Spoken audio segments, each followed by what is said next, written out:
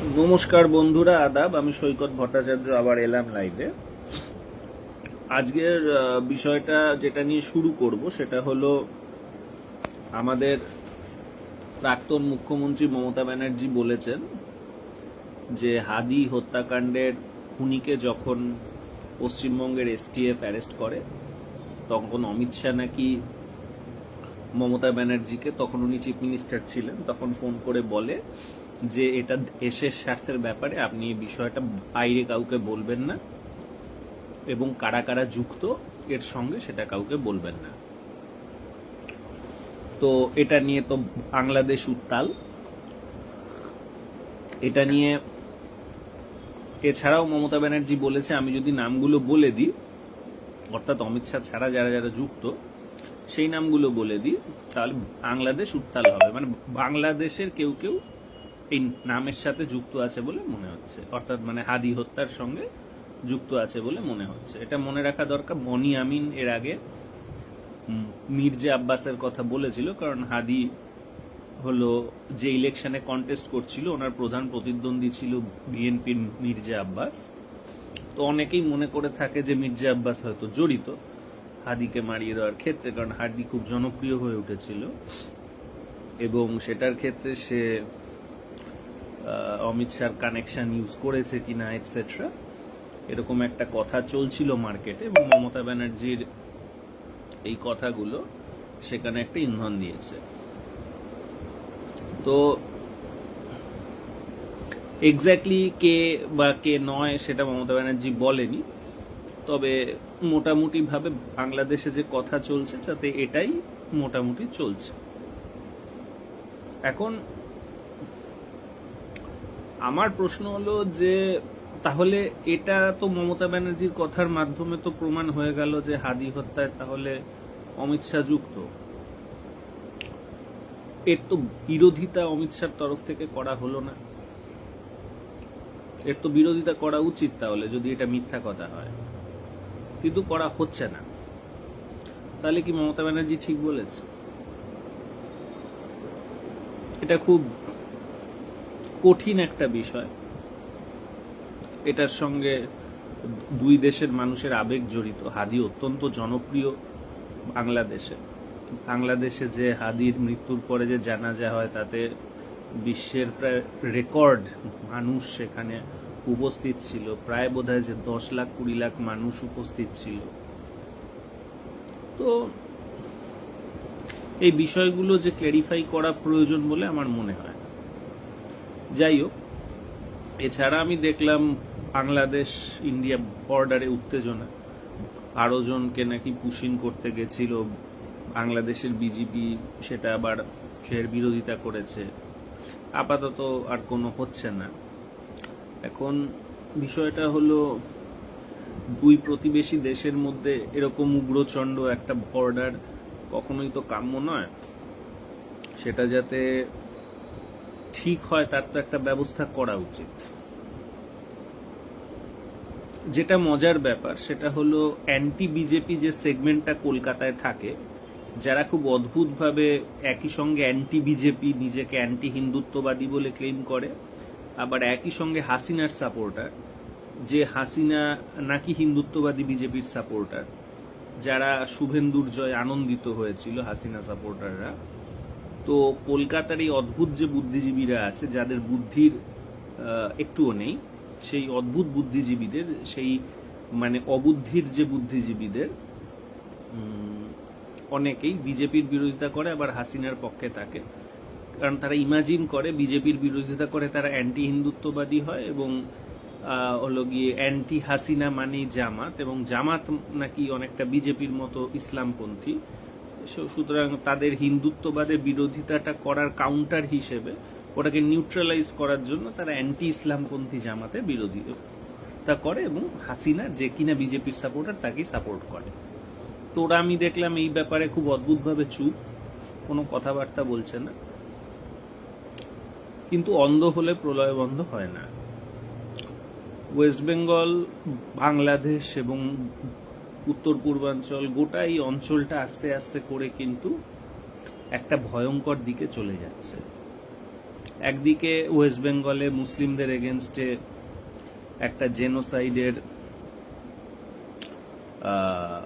মানে কনসেপচুয়াল যে নির্মাণ তৈরি করা হচ্ছে, অ্যাজ ইফ যে কোনো বাংলাভাষী মুসলমানই, ওয়েস্ট বেঙ্গলের যারা বাংলাভাষী ঘটি মুসলমান তাদেরকে বাংলাদেশি বলে ট্যাগ দিয়ে তাদের জমি ভেরি নারী দখল করার একটা প্রয়াস শুরু হচ্ছে সমগ্র ওয়েস্ট বেঙ্গল এবং আসাম জুড়ে। ওয়েস্ট বেঙ্গল এবং আসামে বাঙালি মুসলমানদের শেয়ারটা বেড়ে যাওয়া, মানে পপুলেশন শেয়ারটা বেড়ে যাওয়াতেই হয়তো আতঙ্কিত হয়ে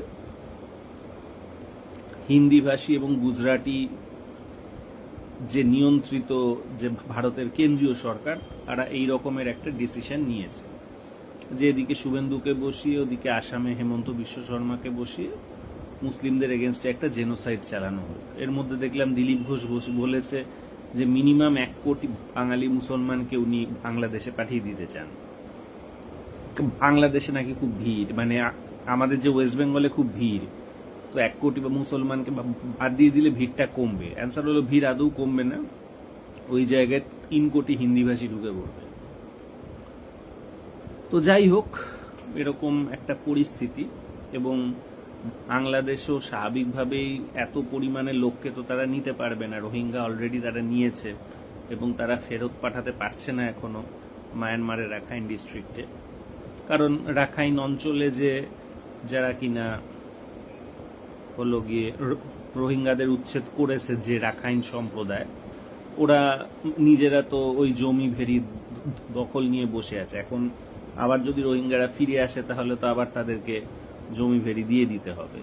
তো এই চাপটা তারা অবশ্যই নেবে না, সুতরাং ফেরত পাঠানো এত সোজা নয়।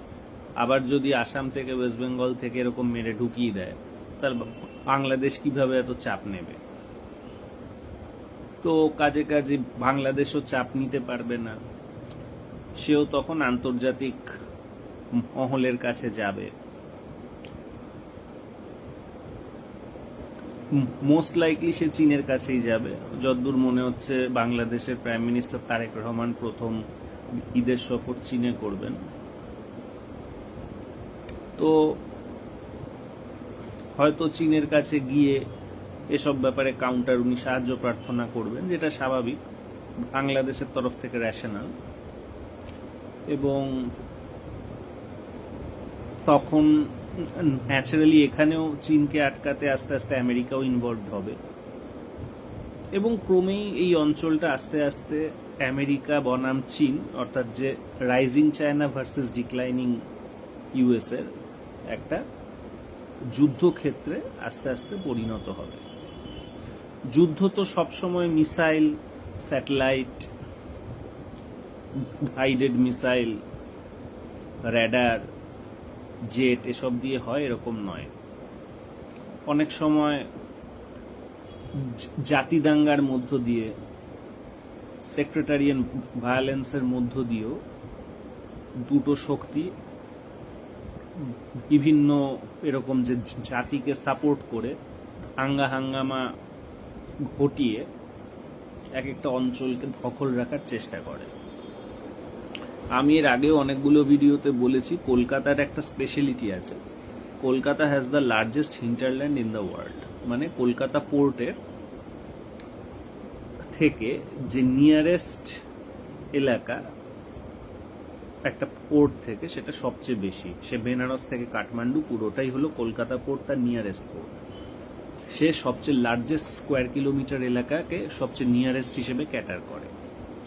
এবং this is the reason, Kolkata যখন ব্রিটিশদের হস্তগত হয় তখন ইন্ডিয়া আস্তে আস্তে কোল্যাপস করে যায় প্রায় 30-50 বছরের মধ্যে ব্রিটিশদের হাতে। কিন্তু তার অনেক আগে কিন্তু বম্বে ব্রিটিশদের হাতে এসছে 1655 সালে। তারও আগে যে চেন্নাই এসছে, মানে এখন যেটা আগে যেটা ম্যাড্রাস ছিল, 1680 সালে, তাতে কিছু হয়নি। কিন্তু কলকাতা দখল করার সঙ্গে সঙ্গে গোটা ইন্ডিয়া কোল্যাপস করে গেছে। এটা এই জন্যই, কলকাতার এই হিন্টারল্যান্ড হিসেবে যে সুবিধাটা আছে সেই জন্যই। আমরা যদি চীনের যে মেরিটাইম সিল্ক রোডে দেখি, সেখানে দেখব সাউথ এশিয়ার একমাত্র শহর যাকে রাখা হয়েছে মেরিটাইম সিল্ক রোডে, সেটা হলো কলকাতা। তো সুতরাং অ্যাংলো স্যাক্সন এবং হ্যান চাইনিজ দুজনেই কিন্তু এই অঞ্চলের গুরুত্ব প্রচণ্ডভাবে অনুধাবন করে এবং আস্তে আস্তে এখানে যেহেতু আসাম এবং ওয়েস্ট বেঙ্গল এবং ইস্ট বিহারের যে পপুলেশন শেয়ারটা মুসলিমদের সপক্ষে চলে যাচ্ছে 19% থেকে তারা প্রায় 32-35% হয়ে গেছে আমাদের ওয়েস্ট বেঙ্গল এবং প্রায় 40 ছুঁই হয়ে গেছে আসামে। সেই জন্য এখানে যে একটা ডেমোগ্রাফিক একটা যে টেনশন তৈরি হয়েছে সেই টেনশনের মধ্য দিয়েই কিন্তু আসলে ওপর থেকে মনে হচ্ছে হিন্দু মুসলিম অথবা বাঙালি অবাঙালি অথবা ওবিসি উচ্চবর্ণদের একটা টাসল, কিন্তু ভেতরে আস্তে আস্তে এটাও কিন্তু আমেরিকা বনাম চীনের একটা টাসল হয়ে উঠবে এবং সেটা হয়ে ওঠার যে লক্ষণগুলো আস্তে আস্তে করে কিন্তু স্পষ্ট হয়ে উঠছে। পশ্চিম এশিয়ায় আমরা জানি যুদ্ধে আমেরিকার হাল খুবই খারাপ, ইরানের সঙ্গে সে যুদ্ধ করে উঠতে পারছে না।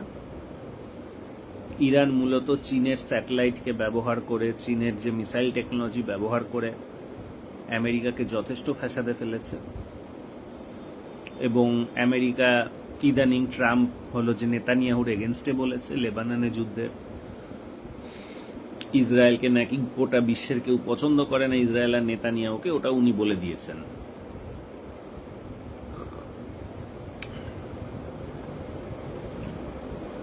তো এর থেকে বোঝা যায় যে আমেরিকার একটা শাকের করাত অবস্থা হয়ে গেছে পশ্চিম এশিয়াতে। এছাড়াও শোনা যাচ্ছে পেন্টাগন কিন্তু চীনের যুদ্ধজাহাজকে বাধা দিচ্ছে না, যুদ্ধজাহাজগুলো আলফ অফ হরমুজ দিয়ে ইজিলি যাতায়াত করছে। তো চীনের তুলনায় আমেরিকা যে দুর্বল হবে আস্তে আস্তে এটা স্বাভাবিক। তার কারণ হলো অলরেডি উৎপাদন যেটা অর্থাৎ প্রোডাকশন, যেটা কিনা ফিজিক্যাল প্রোডাকশন, সেটা এসি হোক, রেফ্রিজারেটর হোক, গাড়ি হোক, চশমা হোক, যে রিয়েল ফিজিক্যাল প্রোডাকশন এটার বিশাল অংশটাই হলো চীনের হাতে চলে গেছে, প্রায় 35%-এর মতো, এবং ধরা হচ্ছে 2030 নাগাদ 45% ম্যানুফ্যাকচারিং এ চীনের হাতে চলে যাবে।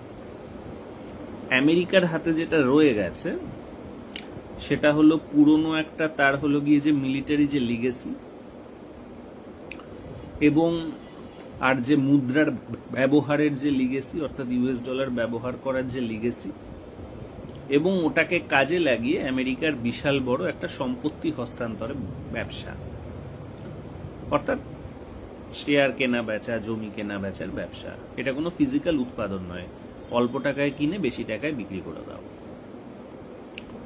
তো এটার ফলে স্বাভাবিকভাবেই আমেরিকার আয়ের তুলনায় ঋণের পরিমাণ আকাশচুম্বী হয়েছে এবং আমেরিকার পক্ষে এটাকে টেনে চলা আস্তে আস্তে খুবই কঠিন হয়ে উঠছে। ফলে আজ না হোক কাল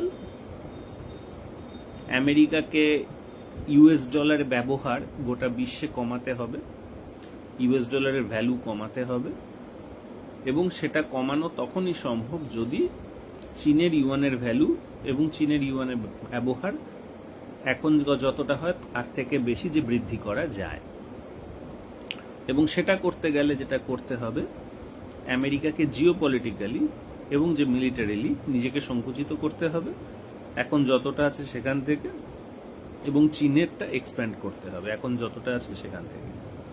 অলরেডি আমরা দেখতে পাচ্ছি চীনের ইউয়ান আমেরিকান ইউএস ডলারের এগেনস্টে বেশ ভালো পারফর্ম করছে। সুইজারল্যান্ডের জায়গা এখন হংকং নিয়ে নিয়েছে বিশ্বের সমস্ত সবচেয়ে বেশি যে ক্যাপিটাল জেনারেটর হিসেবে। আর তোমার এছাড়াও আমরা রিসেন্টলি এটাও জানতে পারলাম যে চীনের হাতে এখন তোমার বিশ্বের যত কিনা যে ধনী পরিবার আছে সবাই মূলত এখন যে চীনে ইনভেস্ট করতে আগ্রহী। অর্থাৎ চীনে আস্তে আস্তে মানে উৎপাদনের প্রাণকেন্দ্র চীন হয়েই গেছিল, এখন আস্তে আস্তে ফিন্যান্স এবং ব্যাংকিং এর প্রাণকেন্দ্র খুব ন্যাচারালি সেটাই হতে চলেছে। কারণ যেখানে উৎপাদন সেখানে আয়, সেখানেই ব্যাংকিং এবং ফিন্যান্সের যাওয়ার নিয়ম।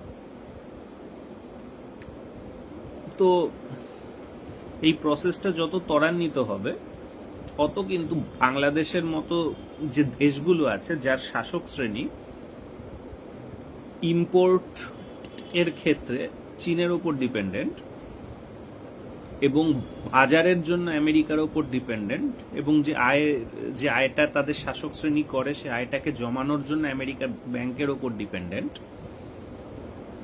এরা কিন্তু যত দিন যাবে চীনের প্রভাব যত ফিন্যান্সেও বাড়তে থাকবে অত কিন্তু বাজার এবং ব্যাংক হিসেবেও চীনকেই গুরুত্ব দেওয়ার কাজটা হতে শুরু করবে। অর্থাৎ চীনের গুরুত্ব তো প্রোডাকশন ইম্পোর্টেড সোর্স হিসেবে ছিলই, এক্সপোর্ট ডেস্টিনেশন এবং যে নিজেদের যে ফান্ড ইনভেস্টমেন্ট ডেস্টিনেশন হিসেবেও আস্তে আস্তে কিন্তু চীনের গুরুত্ব বৃদ্ধি পাবে। এটা যত বৃদ্ধি পাবে বাংলাদেশের মতো দেশ কিন্তু আগে যে চীন এবং আমেরিকা উভয়ের মধ্যে ব্যালেন্স করে চলতে হতো এবং যে ব্যালেন্সটা বাংলাদেশকে ইন্ডিয়ার এগেনস্টে ততটা কথা বলতে দিত না, কারণ আমেরিকা কথা বলতে দিত না, আমেরিকা অতিরিক্ত চীনের দিকে হেলে যাক এটা চাইতো না, ফলে চীনের কথা শুনে অতিরিক্ত ইন্ডিয়া বিরোধী অ্যাকশন বাংলাদেশ নিতে আগে পারতো না। কিন্তু বিশ্বর প্রোডাকশন যেহেতু চীনের হাতে চলে গেছে এবং ফিন্যান্স, কারেন্সি, মিলিটারি সবই চীনের দিকে ধাবিত হচ্ছে, সেই হিসেবে আস্তে আস্তে কিন্তু বাংলাদেশের শাসক শ্রেণী আর আমেরিকা এবং চীনের মধ্যে আগের মতো করে ব্যালেন্স করার প্রয়োজনীয়তাও অনুভব করবে না। এবং এরকম একটা ক্রাইসিস মোমেন্ট যদি তৈরি হয়, যেটা তৈরি হচ্ছে একটু একটু করে এই পুশিন ঠুসিনের মধ্য দিয়ে, তাহলে কিন্তু যথেষ্ট সম্ভাবনা আছে যে বাংলাদেশের শাসক শ্রেণী চীনের হাত পায়ে গিয়ে পড়বে এবং আমেরিকা যতটা চীনের থেকে সরিয়ে আনত বাংলাদেশকে ততটা আমেরিকা সরাতে পারবে না। এটা সেই সময় যেই সময় বাংলাদেশ এবং ইন্ডিয়া দুই তরফেই হয়তো একটা চরম সিদ্ধান্ত নেওয়া হবে এবং ইন্ডিয়ার সাইড থেকে আমেরিকা, বাংলাদেশের সাইড থেকে চীন ঢুকে ঢুকে আস্তে আস্তে এই অঞ্চলটাকে একটা যুদ্ধক্ষেত্র বানিয়ে ফেলবে। একটা সেক্রেটারিয়ান, একটা ভায়োলেন্স, একটা জাতি দাঙ্গার জায়গা এখানে তৈরি হবে। সেটা বাঙালি, অবাঙালি, হিন্দু, মুসলমান, কুর্মি, আদিবাসী, ইন ভ্যারিয়াস ফর্ম সেটা নিজেকে আনলিশ করতে পারে, কিন্তু এর সম্ভাবনা কিন্তু আস্তে আস্তে বেড়ে চলেছে। সেই কথাটাই আসলে এই মমতা ব্যানার্জির এই কথাগুলোর মধ্য দিয়ে প্রস্ফুটিত হয়। এটা দুর্ভাগ্যের যে কলকাতার যারা এবং ওয়েস্ট বেঙ্গলের যারা অ্যান্টি হিন্দুত্ববাদী শক্তি বলে নিজেদের পরিচয় দেয়, যারা আবার খুব হাসিনা প্রেমী ধরা যায়, আওয়ামী প্রেমী, মুজিব প্রেমী, কারণ তাদের অ্যান্টি হিন্দুত্ববাদটাকে নিউট্রালাইজ করতে হয় অ্যান্টি ইসলামবাদ, অ্যান্টি জামাত হিসেবে নিজেকে এস্টাবলিশ করে, কারণ তারা সত্যি একটা যে মূর্খের একটা দল যাদের কোনো বোধ শক্তি নেই রাজনীতি সম্পর্কে। তো এরা এই বিষয়গুলো তো বুঝছে না, এরা মূলত তৃণমূল কেন ভেঙে গেছে, হকার উচ্ছেদে সিপিএম এর কোন কোন নেতা গিয়ে ছবি তুলেছে, কতদিন সময় এক্সট্রা চেয়ে নিতে পেরেছে হকার উচ্ছেদ হওয়ার আগে, কতটা সময় পুনর্বাসন নাকি করতে হবে, যে হকারটা রেলে স্টেশনে হকারি করতো তাকে যদি এখন পুনর্বাসন দেওয়া হয় এমন একটা জায়গায় যেখানে খুব বেশি লোকজনই নেই, তাহলে সে আদৌ হকারি করে খেতে পারবে? সেটা কি আদৌ পুনর্বাসন হলো? স্টেশনে যে লোকের সমাগম হয়, সেখানে যে আয় হয়, সেটা কি একটা নির্জন জায়গায় তাকে পাঠালে হবে? তো এসব আজে বাজে কথা নিয়ে এরা এখন থাকবে, যদিও অ্যাকচুয়ালি এদের ভোটের আর কোনো ভ্যালু নেই, কারণ এবার যেভাবে 34 লাখ লোককে ভোট লোককে ভোট দিতে না দিয়ে ভোট করিয়ে বিজেপি পাওয়ারে এলো, বিজেপি সববারই এভাবেই পাওয়ারে থাকবে। সুতরাং বিজেপিকে আর এসব সিপিএম, তৃণমূল, কংগ্রেস, আইএসএফ এসব পলিটিক্যাল পার্টিগুলো আর সরাবার ক্ষমতা রাখে না। হিটলার বা মুসোলিনি কখনোই আভ্যন্তরীণ কোনো যে বিক্ষোভে তারা উচ্ছেদ হয়নি, কারণ ফ্যাসিস্ট শক্তিকে আভ্যন্তরীণ বিক্ষোভ করে উচ্ছেদ করা যায় না, কারণ ফ্যাসিজম খুব শক্তিশালী একটা জিনিস। এই যে দুর্বলকে লাথি মারো, শক্তিশালীর হাত পা চাটো, এটা মানুষের খুব গুরুত্বপূর্ণ একটা ভাইস, যেটা পৃথিবীর যে 99% মানুষের মধ্যেই আছে, সেটা আমরা সর্বত্রই দেখতে পাই। তো মানুষ এই জিনিসটা নিয়েই জন্মায়, মানে 99% মানুষ।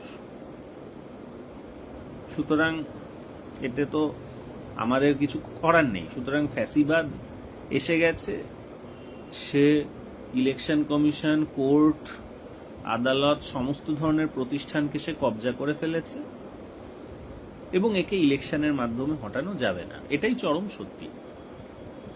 উপরন্তু এমন সমস্ত ঝামেলা পাকাতে শুরু করবে যাতে আস্তে আস্তে ইন্টারন্যাশনাল প্লেয়াররা, যে সুপার পাওয়াররা আছে, স্পেশালি এদিকে চীন আর আমেরিকা, এরাও আস্তে আস্তে এই অঞ্চলটায় ইনভলভ হতে শুরু করবে, হয়তো শুরু করেও দিয়েছে, এবং একে একটা ভয়ঙ্কর একটা ব্যাটল ফিল্ডে পরিণত করবে।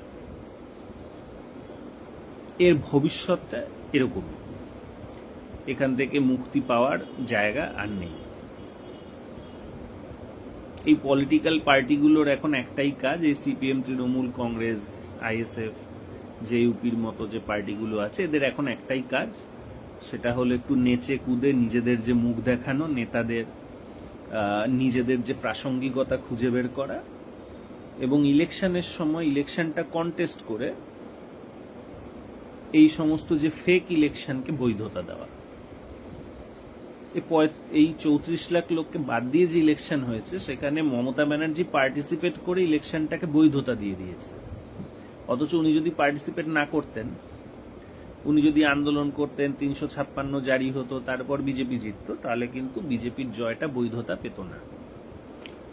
তো কিন্তু আমি আপনাকে বলছি, মমতা ব্যানার্জি, তৃণমূল পার্টি, নয়া তৃণমূল, সিপিএম পার্টি, সবাই এই কাজটাই করবে। ইলেকশনে তারা কন্টেস্টও করবে, অধিকাংশ সিটি তারা হারবে, কারণ যে 4টে অবিজেপি দলের মধ্যে বিরোধী ভোটটা ভাগাভাগি হবে, plus election commission and supreme court, সমস্ত কোর্ট ঠোর্ট তাদের তো হাতে আছে।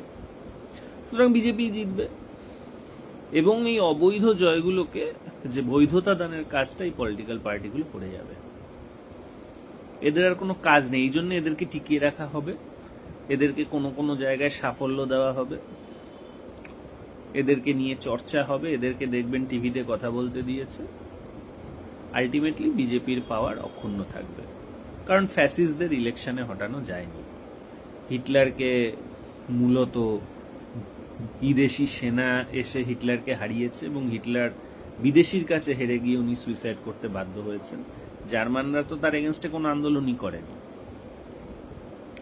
মুসোলিনির ক্ষেত্রে যখন ইটালি সব দিক থেকে হেরে গেছে, পরাজিত হয়েছে বিদেশি সেনার কাছে, তখন ওনার এগেনস্টে কু হয়েছে, তাকে ক্ষমতাহীন করে দেওয়া হয়েছে। ক্ষমতাহীন মুসোলিনি যখন পালাতে যায়, তখন কমিউনিস্ট পার্টির পার্টিজানরা তাকে হত্যা করেছে।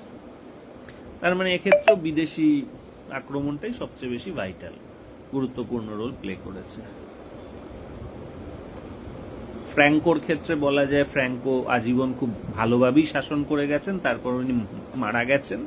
ওনার মৃত্যুর পর আস্তে আস্তে স্পেনে আবার যে গণতন্ত্র পুনঃপ্রতিষ্ঠিত হয়েছে। সুতরাং ফ্র্যাঙ্কোকেও কেউ আন্দোলন করে হটায়নি। ফ্যাসিস্টদের ইন জেনারেল আন্দোলন করে হটানো যায় না। অনেকে বলবে যে বাংলাদেশে হাসিনা ফ্যাসিস্ট এবং তাকে আন্দোলন করে হটানো গেছে। আমি মনে করি হাসিনা একজন যে ডিকটেটর, এবং সে মূলত আনপপুলার।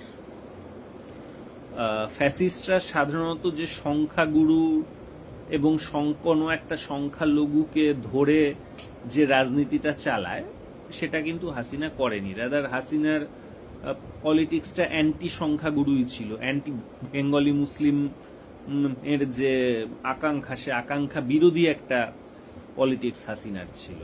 ফ্যাসিস্টদের কিন্তু তা থাকে না, ফ্যাসিস্টদের সংখ্যাগুরুর আকাঙ্ক্ষাটার সপক্ষে নিয়েই তাদের পথ চলা হয়। যেমন হিটলারের আকাঙ্ক্ষা ছিল যে জার্মান জাতির পুনর্জাগরণ, জার্মানদের প্রথম বিশ্বযুদ্ধে শেষ করে দিয়েছে, তো জার্মানদের পুনর্জাগরণের জন্য জার্মানদের সাম্রাজ্য, জার্মানদের লেবেন্সরম, মানে রেড ইন্ডিয়ানদের মেরে যেমন ইংরেজরা আমেরিকা বানিয়েছে, জার্মানদের ও স্লাভদের মেরে একটা ওরকম একটা জার্মানিয়া বানাতে হবে। তোমার যে মুসোলিনিরও সেটাই ছিল, আমরা রোম সাম্রাজ্যের মতো ইটালিয়ান তৈরি করব। সেরকমই যেমন ইন্ডিয়ার যে বিজেপিরও তাই, যে হিন্দ এককালে যে মহাভারত নাকি ছিল, ছিল কিনা জানি না, কিন্তু মাইথোলজিক্যালি যে স্বপ্নটা ছিল সে স্বপ্নটা আমরা পূরণ করব, অ্যাটলিস্ট তারা মুখে বলছে। আসলে চায় কিনা সে তো পরের কথা। অথবা আমরা যদি ইসরায়েলকে দেখি, সেখানে ইসরায়েলের যে কনসেপ্টটা ছিল সেটাকে তারা চরিতার্থ করব, এবং সে অর্থাৎ ওটা একটা সংখ্যা গুরু যে জাতিটার, ওর একটা স্বপ্ন, সেই স্বপ্নটাকে চুলকে চুলকে ক্ষমতায় থাকা এবং কোনো সংখ্যালঘু সম্প্রদায়কে মারা, হত্যা করা, তাকে মেরে এক ধরনের এন্টারটেনমেন্ট তৈরি করা, এবং এভাবে ক্ষমতায় থাকা, এবং অনেক ক্ষেত্রেই সেটা ইন্টারন্যাশনাল একটা ক্রাইসিসে চলে যাওয়া। কারণ সে এতটাই উন্নাসিক, এতটাই ভয়ঙ্কর যে সেটা একটা দেশের মধ্যে আর আবদ্ধ থাকে না, সেটা দেশে বাইরে ছড়িয়ে পড়ে এবং তাকে কেন্দ্র করে একটা ইন্টারন্যাশনাল ঝামেলা যুক্ত হয়। হিটলারের ক্ষেত্রেও হয়েছে, মুসোলিনির ক্ষেত্রেও হয়েছে। এখন আমরা দেখছি যে নেতানিয়াহুর ইসরায়েলের ক্ষেত্রেও হচ্ছে, ইন্ডিয়ার ক্ষেত্রেও মনে হচ্ছে হতে চলেছে, বিশেষ করে বাংলাদেশে কিন্তু বাংলাদেশে শেখ হাসিনা ঠিক সংখ্যা গুরু সম্প্রদায়ের কোনো স্বপ্নকে চুলকে সে ক্ষমতায় নেই। সে সংখ্যাগুরু বাঙালি মুসলমানের আকাঙ্ক্ষা বিরোধী একটা অবস্থানই তার ছিল। সে মূলত বলা যায় যে ভারতের যে বিজেপির একটা হলো বাংলাদেশের এক্সটেন্ডেড পার্ট ছিল, যার আসলে কোনো জনপ্রিয়তার ভিত্তি ছিল না। সুতরাং মানে হাসিনাকে মাফিয়া বলা যেতে পারে, হাসিনাকে তোমার হলো গিয়ে যে ডিকটেটর বলা যায়, আনপপুলার একজন ডিকটেটর, একে আমি ফ্যাসিস্ট বলতে রাজি নই। বাংলাদেশের মানুষ আমাকে মাফ করবেন, কিন্তু এটাই ঘটনা। কারণ ফ্যাসিস্টদের কোনোভাবেই এভাবে হটানো যায় না, ঠিক আছে, ইলেকশনের মাধ্যমে তো নয়। তো যাই হোক, আজকে এইটুকুই। আপনারা সবাই ভালো থাকবেন। আমার অনেক প্রেডিকশন আগে মিলেছে, তার মধ্যে চীনের উত্থান অন্যতম। আমি 2011 সাল থেকেই বলছি একটা দিন আসবে চীন আমেরিকাকে ছাপিয়ে যাবে। আমি বলছি যে ওয়েস্ট এশিয়া থেকে আমেরিকা আস্তে আস্তে নোহয়ার হয়ে যাবে। আমি বলেছি যে সমাজতন্ত্রের উত্থান হবে। আজ যে ফুজিফুকিয়ামা মেনে নিয়েছে এন্ড অফ হিস্ট্রির তত্ত্ব ভুল প্রমাণ হচ্ছে চীনের উত্থানে। এবং আমি আপনাকে বলছি এই অঞ্চলটা আগামী দিনে আমেরিকা বনাম চীনের একটা যুদ্ধক্ষেত্রে রূপান্তরিত হবে, যেখানে যুদ্ধটা হবে কিন্তু মিসাইল দিয়ে নয়, যুদ্ধটা হবে এই জাতি দাঙ্গার মধ্য দিয়ে। এটাই আমার ধারণা, এটাই আমার প্রেডিকশন। আমি বহুদিন আগে থেকে এটা করে এসেছি এবং আস্তে আস্তে জিনিস সেদিকেই যাচ্ছে। অজস্র ধন্যবাদ আপনাদের।